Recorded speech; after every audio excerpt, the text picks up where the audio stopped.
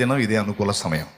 ఇంకెందుకండి, తెలియనప్పుడు బతికే పట్టబడి తట్ట, తెలిసినాక ఇంకా బతకూడదు, మారాలి, క్రొత్తగా తిరిగి జన్మించాలి, పాత జీవితంలో సమాధి చేయబడాలి.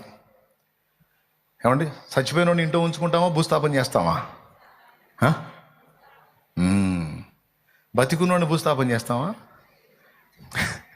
అట్లాగే పాత జీవితంలో చావనోడికి బాప్తీసం ఇవ్వకూడదు, పాత జీవితంలో చచ్చిపోవటానికి ఇష్టపడ్డోడికి బాప్తీసం ఇవ్వకుండా ఉండకూడదు.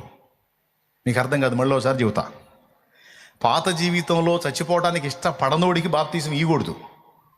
ఎందుకు? ఇంకా నాకు పాపం కావాలి, నేను పాపం పొందాలి, ఇంకా చెయ్యాలి, ఇంకా నేను లోకంలో ఊరేగాలి అనుకున్నోడికి బాప్తీసం ఇవ్వకూడదు.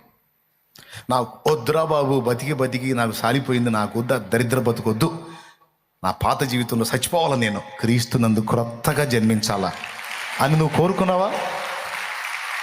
అట్లయితే ఇక మారు మనసు పొంది రక్షణానుభవం పొందగోరి పాత జీవితంలో చచ్చిపోయిన నీకు సమాధి చేసేసేయాలా.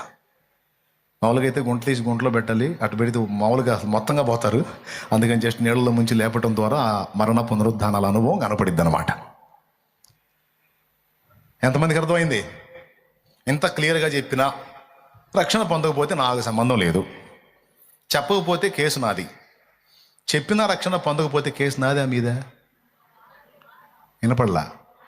కాబట్టి ఇక నాకు అది అమ్మయ్య, ఈ ఆన్లైట్లో కూడా నా బాధ్యత నెరవేర్చా. దేవునికి స్తోత్రం కలుగును గాక. బాగా వినాలి, మీకు ఉపయోగపడే విషయాలు చెప్పి ముగిస్తాను. నేను ఎక్కువసేపు మిమ్మల్ని ఇబ్బంది పెట్టుకుంటాం, జస్ట్ ఒక 5-6 గంటలు మాత్రమే. అన్నీ అనను, టెన్షన్ పడద్దు.